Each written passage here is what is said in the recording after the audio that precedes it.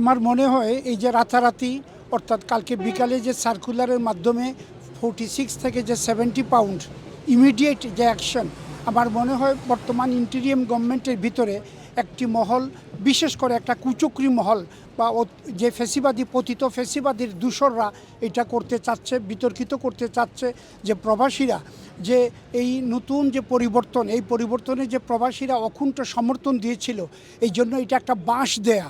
আমি মনে করি সঙ্গে সঙ্গে এই জিনিসটা ইমিডিয়েট প্রধান উপদেষ্টার নজরে আনা উচিত এবং অতি বিলম্বে ওইটা বন্ধ করে দেওয়া উচিত, নো ফিটা টোটালি তুলে দেওয়া উচিত। আর যদি সরকার চলতে না পারে তাহলে তো 46 পাউন্ড এটা আছে, কিন্তু রাতারাতি এটাকে সার্কুলার দিয়ে 70 পাউন্ডে নেওয়া, আমি মনে করি এটা প্রবাসীদের সঙ্গে একটা মশকরা এবং বর্তমান ইন্টেরিয়াম গভর্নমেন্টকে সম্পূর্ণভাবে এই ফরেন যে অ্যাডভাইজার আছেন যিনি, ওনারা এটাকে একটা বিতর্কিত অবস্থায় নেওয়ার জন্যই এই ধরনের কার্যকলাপগুলো করছেন। আমি আমার সংগঠনের পক্ষ থেকে, গ্রেটার সিলেট কাউন্সিলের পক্ষ থেকে এর তীব্র নিন্দা, প্রতিবাদ এবং অবিলম্বে তাহা পুনরায় 46-এ অথবা সম্পূর্ণ স্ক্রাপ করার জন্য আমি দাবি জানাচ্ছি। আমরা খুবই অবাক হয়েছি, বিশেষ করে লন্ডন প্রবাসীরা যারা বাংলাদেশের মধ্যে বিরাট অবদান রাখতেন সবসময়। এই 5 তারিখের সময় বাংলাদেশিরা, লন্ডন প্রবাসীরা খুব অবদান রাখতেন। এই মুহূর্তে মনে হচ্ছে একটা পানিশমেন্ট দেওয়া হচ্ছে। হঠাৎ এত পয়সা বাড়ান, যে কোনো জিনিস দাম বাড়াইলে 10 পাউন্ড হয়তো 15 পাউন্ড 20 পাউন্ড বাড়াইতে পারে। এত পয়সা একসাথে বাড়ানোর কিন্তু নিশ্চয়ই একটা এর পিছনে একটা মানে যারা পিছনে একটা কাজ করতেছে, যে প্রবাসীদের সাথে এই বর্তমান সরকারের একটা গুরুত্ব বাড়ানোর জন্য হয়তো এই নির্যাতন কাজটা করতেছে। আমরা প্রতিবাদ জানাচ্ছি এবং আমি আশা করি হয়তো বর্তমান সরকার এগুলো জানেই না, কোনো ব্যক্তি বা কোনো গোষ্ঠী এগুলো কাজ করতেছে পিছনে।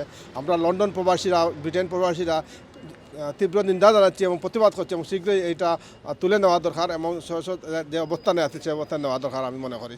আমরা নো ভিসা রিকোয়ার ফিজ 46 পাউন্ড থেকে 1,70,000 পাউন্ড চলে গেছে এবং উইথ ইমিডিয়েট ইফেক্ট নির্দেশ দেওয়া হয়েছে।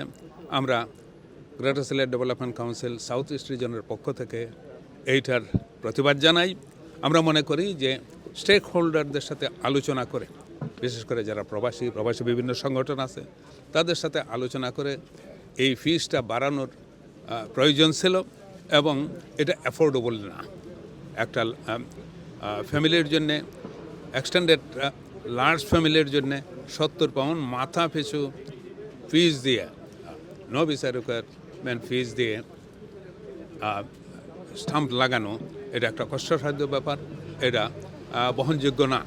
আমরা সরকারের কাছে দাবি জানাই এটা অনতিবিলম্বে বাতিল করে স্টেক হোল্ডারদের সাথে আলোচনা করে, প্রবাসী সংগঠনের নেতৃবৃন্দের সাথে আলোচনা করে এটা পুনর্নির্ধারণ করা হোক।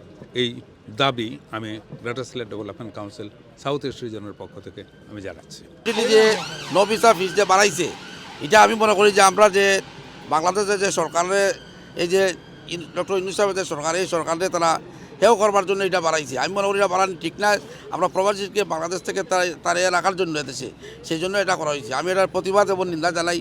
অতি সত্তর যেন এটা কমিয়া না হয়। আমাদের প্রবাসীরা বাংলাদেশে যেতে চায়, নতুন প্রজন্ম আর বাংলাদেশে যাবে না, এটা একটা হেডিকের মানে ফেলাইছে বাচ্চা কাচ্চারে, যে নবিসা মারাইতে অনেকের জন্য। আমার তো টোটাল 8টা লাগে নবিসা মারানি, কিন্তু গণিত নবিসা মারার জন্য হুত্তা দেশের বাইরে যেতে চায় না বাংলাদেশের মাটিতে।